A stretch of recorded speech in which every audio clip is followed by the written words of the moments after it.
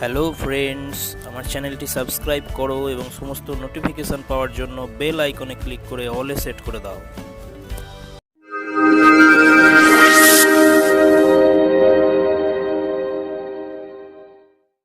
এই word formation যদি তুমি জানতে চাও, তোমাকে কি কি জানতে হবে? ভাষার যে চর্চা সেটাকে বলা হয় লিঙ্গুইস্টিক্স। ভাষার যে চর্চা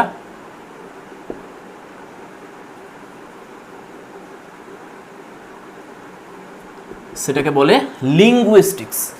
ভাষা বিজ্ঞান যেটাকে বলে, দ্য সায়েন্স অফ ল্যাঙ্গুয়েজ বা দ্য স্টাডি অফ ল্যাঙ্গুয়েজ, সেটাকে বলে লিঙ্গুইস্টিক্স। তাহলে এটা একটা শাস্ত্র, লিঙ্গুইস্টিক্স। ইংরেজি ভাষা, এটাকে যদি একটা বিষয় বলো, লিঙ্গুইস্টিক্স এটাও একটা বিষয়। ভাষাকে নিয়ে চর্চা করা হয় যেখানে। এবার কিভাবে চর্চা করা হয় সেটা দেখো। ফার্স্ট, একটা ভাষা যদি একটা শব্দ ধরছি, যেহেতু আমরা ওয়ার্ড ফরমেশন করছি, তাহলে প্রথমে ওই ওয়ার্ডটা এলো কিভাবে, প্রস্তুত হলো কিভাবে, তৈরি হলো ওয়ার্ডটা, সেটা জানার জন্য প্রথমে আমাদের অরিজিন জানতে হবে। অর্থাৎ ওয়ার্ডটা এলো কোথা থেকে, অরিজিন জানতে হবে আমাদের প্রথমে। এবার এই কোনো একটা ওয়ার্ডের অরিজিন নিয়ে যে শাস্ত্রে আলোচনা করা হয় সেটাকে আমরা বলি এটিমোলজি। কি বলি? এটিমোলজি বলি।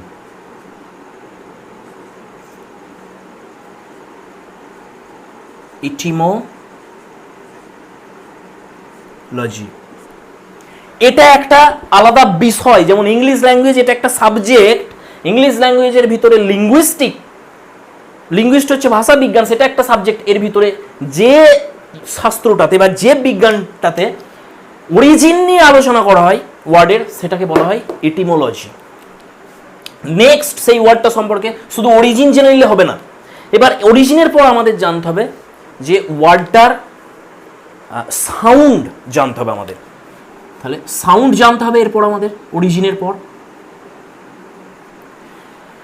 এই ওয়ার্ডের সাউন্ড কিভাবে করা হয়, বিভিন্ন ওয়ার্ডের সাউন্ড কিভাবে হবে, একটা ওয়ার্ড ফরমেশনের জন্য যে যে পার্ট লাগে তাদের সাউন্ডগুলো একে অপরের সঙ্গে কিভাবে মিশবে, কিভাবে চেঞ্জ হবে সাউন্ডের, কোথায় স্ট্রেস পড়বে কোথায় স্ট্রেস পড়বে না, স্ট্রেস কিভাবে চেঞ্জ হবে, এই সব কিছুর আলোচনা যে শাস্ত্রে করা হয়। এটা দুটো শাস্ত্র আবার এখান থেকে পার্ট হয়ে যাবে।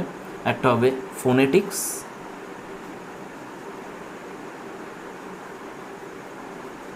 আর একটা ফোনোলজি।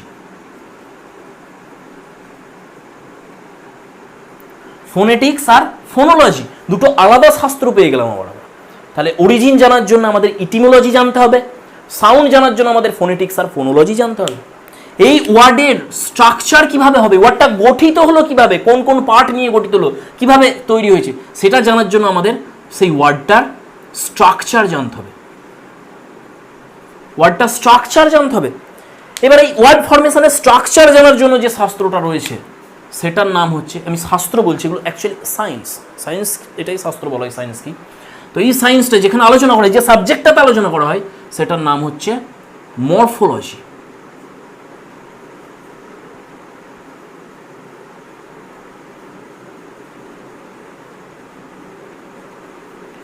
মরফোলজি বলে সেটাকে। তাহলে মরফোলজি রয়েছে যেখানে স্ট্রাকচার নিয়ে আলোচনা করা হয়, এবং ওয়ার্ড, অনেক কটা ওয়ার্ড মিলে আবার একটা সেন্টেন্স তৈরি করে। তাহলে সেন্টেন্সের স্ট্রাকচার আবার জানার জন্য আবার একটা আলাদা শাস্ত্র রয়েছে, সেটার নাম হচ্ছে সিনট্যাক্স। এটাকে বলা হয় সিনট্যাক্স। আমরা স্ট্রাকচার জেনে গেলাম, এরপর আমাদের মিনিং জানতে হবে যে একটা ওয়ার্ডের অরিজিনাল মিনিং কোনটা ছিল, অথবা প্র্যাকটিক্যালি আমরা যখন ওয়ার্ডটাকে অ্যাপ্লাই করছি বাস্তবে, সেখানে তার মিনিংটা কি দাঁড়াচ্ছে, চেঞ্জ হচ্ছে কি, একই থাকছে কি। তাহলে মিনিং,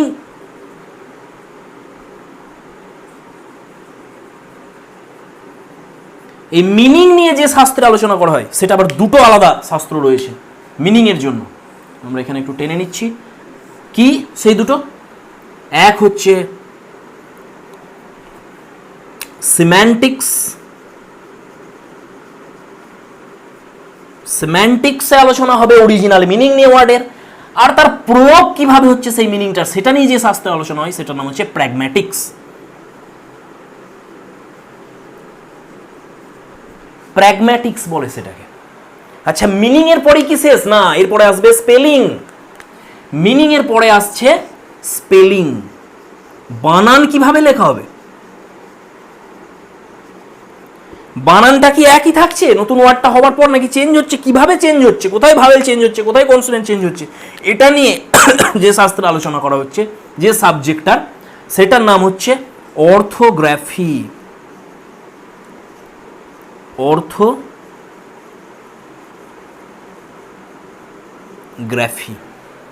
এবার খেয়াল করো যে একটা ওয়ার্ডের ফরমেশন জানার জন্য, বোঝার জন্য আমাদের কতগুলো সাবজেক্ট জানতে হবে। ফার্স্ট আমাদের জানতে হবে এটিমোলজি, সেকেন্ড আমাদের জানতে হবে phonetics, phonology, morphology, syntax, semantics, pragmatics, orthography. এই আটটাই তো, এই 8টা সাবজেক্ট যদি আমরা জানতে পারি, তবে একটা ওয়ার্ড, সেই ওয়ার্ডের ফরমেশন কিভাবে হয়েছে, কেন হয়েছে, কোন প্রসেসে হয়েছে, সেটা আমরা ক্লিয়ারলি জানতে পারবো। তাহলে এটা কতটা কমপ্লেক্স একটা প্রসেস, বুঝতে পারছো তোমরা কতটা কমপ্লেক্সিটি রয়েছে এর মধ্যে। আবার দ্বিতীয় প্রশ্ন হচ্ছে, সত্যি কি জানা সম্ভব? পুরোটা ক্লিয়ারলি জানা সম্ভব? এটাও আমি তোমাদের বলবো, আমি যতটুকু চর্চা করে এগুলো দেখেছি, মরফোলজি বলো, সিনট্যাক্স, এগুলো সম্ভবই নয়। এর ক্লিয়ার অ্যান্সারও পাওয়া যায় না। প্রত্যেকটা ওয়ার্ডের অরিজিন জানা সম্ভবই নয়। তার ডেভেলপমেন্টটা সময়ের সাথে সাথে কিভাবে হয়েছে, সেটাও পুরোপুরি ট্রেস করতে পারি না আমরা। এটা এতটাই ডিফিকাল্ট। একটা ছোট্ট এক্সাম্পল দিচ্ছি আমি তোমাদের।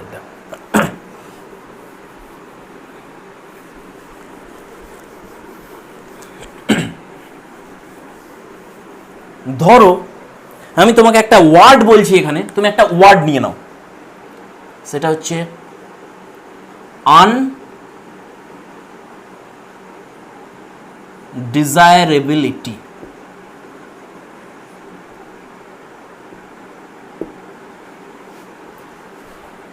ঠিক আছে, আনডিজায়ারেবিলিটি।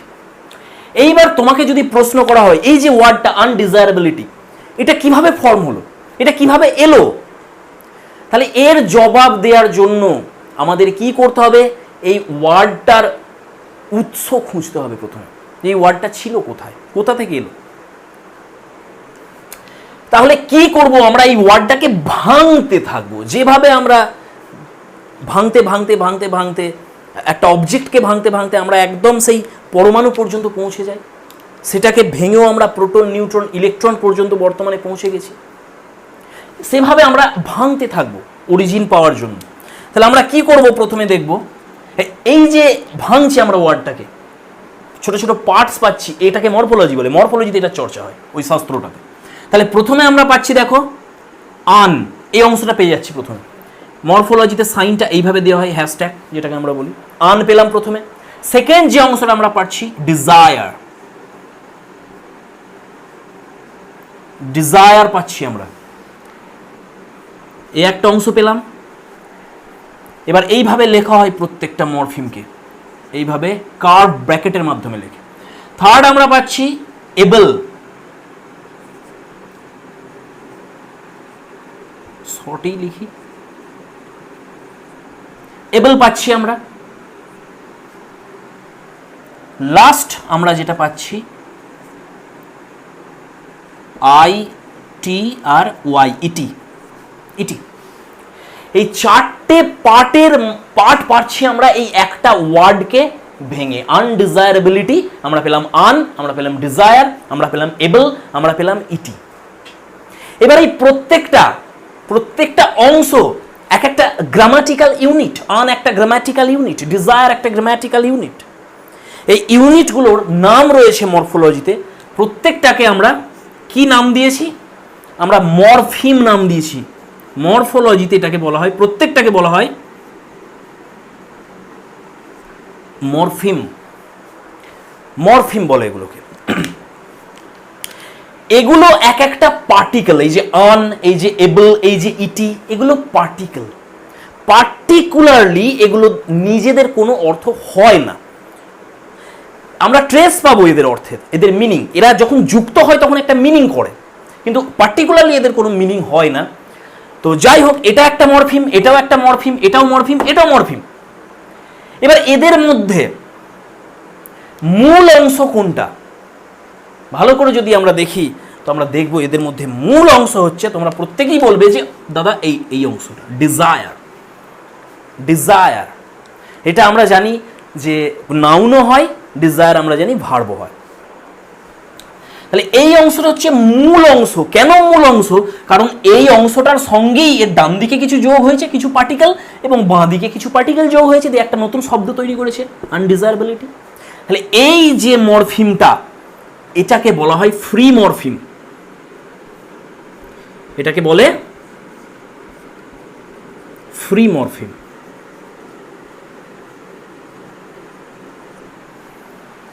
এবার এই যে ফ্রি মরফিমটা, এ স্বাধীন, ফ্রি মানে হচ্ছে স্বাধীন, আর এই বাকি যেগুলো রইল এগুলোকে বলে বাউন্ড মরফিম। এটা এটা এটা এগুলো সব হচ্ছে বাউন্ড মরফিম। বাউন্ড মানে আবদ্ধ, এ স্বাধীন, এরা পরাধীন, এর নিজে একটা গ্রামাটিক্যাল ইউনিট তো বটেই, এবং এর একটা মিনিং রয়েছে, স্বাধীন একটা অর্থ রয়েছে, কিন্তু বাকিদের নিজস্ব কোনো স্বাধীন অর্থ নেই, এবং একা একা এরা কোথাও বসে না। তুমি এবেলটাকে হয়তো দেখেও থাকবে যে একা একটা ওয়ার্ড তৈরি করে, কিন্তু বাকিগুলো করে না। তা সত্ত্বেও এই ইটি, এবল, আন এগুলো হচ্ছে সব বাউন্ড মরফিম, কারণ এর সঙ্গে অ্যাড হচ্ছে, এদের সঙ্গে এ অ্যাড হয়নি, এর সঙ্গে এরা অ্যাড হয়েছে। ফার্স্ট এটা ছিল ডিজায়ার। তাহলে এটাকে আমরা সেই কারণে একে আমরা বলি রুট। রুট মানে হচ্ছে মূল। কোনো একটা শব্দের মূল যেটা, রুটটা, শিকড়, এটা এর একটা গাছে তৈরি হয়েছে, এই ওয়ার্ডটা একটা গাছ, শিকড় হচ্ছে এটা। এবার আরো যদি পিছনে তুমি প্রশ্ন করো যে দাদা এটা এলো কোথা থেকে, তাহলে একটা জিনিস তোমাকে স্বীকার করে নিতেই হবে যে এই ওয়ার্ডগুলো আকাশ থেকে পড়েনি, হঠাৎ করে শূন্য থেকে এগুলো প্রকট হয়ে যায়নি। এই ওয়ার্ডগুলো অলরেডি ছিল ভাষাতে, ইংরেজি ভাষায় হোক বা যে ভাষা থেকেই আসুক, সেটা ল্যাটিন হোক, গ্রিক হোক, আমরা দেখবো এসেছে কোথা থেকে, যাই হোক, তো যেখান থেকেই আসুক, একটা রিসোর্স আমাদের মেনে নিতে হবে যে আমাদের কাছে 500টা ওয়ার্ড আছে অলরেডি। নতুন শব্দ আমরা ওই 500টা থেকে তৈরি করব। আমাদের কাছে শূন্য ওয়ার্ড আছে, সেখান থেকে আমরা শব্দ তৈরি করতে পারি না। ইংরাজি ভাষায় আমি তোমাদের বলেছিলাম, অ্যাকর্ডিং টু অক্সফোর্ড ডিকশনারি বর্তমানে 2,18,000-এর বেশি শব্দ রয়েছে। তাহলে এই 2,18,000 শব্দই ছিল প্রথমে এরকম না, ওয়ার্ড ফরমেশন হয়েছে, কিন্তু কিছু একটা ছিল, কিছু শব্দ ছিল, আমরা সেটাকে 500, 600, 700, 5,000 যা হোক একটা ধরে নিতে পারি। সেইগুলো হচ্ছে রুট। এই রুটগুলো অলরেডি প্রেজেন্ট ছিল এই ভাষাতে, এটাকে রিসোর্স বলা হয়। এখান থেকে আমরা নতুন নতুন শব্দ তৈরি করেছি, এবং ওই 500 শব্দকে আমরা 2 লাখ বানিয়েছি। কিন্তু 500 ছিল আদিতে, এটা মেনে নিতেই হবে প্রথমে, না হলে আমরা কোনো কিছুই করতে পারবো না। এইবার প্রশ্ন হচ্ছে, এই যে 500 শব্দ ছিল, এগুলো এলো কোথা থেকে? এই গবেষণাটাই, এই চর্চাটাই হচ্ছে ইটিমোলজিতে হয়, যে এদের উৎসগুলো আবার কোথা থেকে এলো। কিন্তু সম্পূর্ণটা ট্রেস করা সম্ভবই নয় আদেও, যে এলো কোথা থেকে। যেমন ফর এক্সাম্পল যেটা আমি নিয়েছি, এই রুটটা, এবার এতটা হলো, তুমি বলবে ঠিক আছে দাদা, ডিজায়ার একটা রুট, এর সঙ্গে এবেল লাগিয়েছি, আইটিওয়াই যোগ করেছি, আন লাগিয়েছি, কিন্তু এটা এলো কোথা থেকে এই রুটটা? তাহলে দেখো, এটা তো আমরা বলতে পারি এই ডিজায়ার যেটা, তো এর উৎপত্তি দেখতে গেলে আমাদের যেতে হবে ল্যাটিন ভাষাতে। ল্যাটিন, তো ল্যাটিন ভাষায় একটা ওয়ার্ড ছিল, সেটার নাম হচ্ছে দেসিদেরারে। বানানটা কি? DESIDERARE।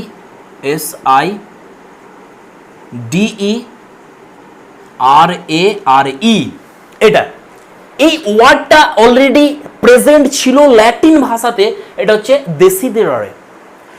এটা কি হলো, ছিল প্রথমে ইংল্যান্ডে, ল্যাটিন যখন রোমানরা এসেছিল, ওরা ল্যাটিন ভাষাটা নিয়ে এসেছিল, সেখানে এই ওয়ার্ডটা ছিল অলরেডি দেসিদেরারে। যখন ফ্রেঞ্চরা প্রবেশ করলো, তোমরা জানো কখন ফ্রেঞ্চরা প্রবেশ করেছিল? ফ্রেঞ্চ ভাষা দীর্ঘ বহু বছর ধরে ইংল্যান্ডের অফিসিয়াল ল্যাঙ্গুয়েজ ছিল ফ্রেঞ্চ। কতটা প্রভাব বিস্তার করেছিল নরম্যান কনকোয়েস্টের পর।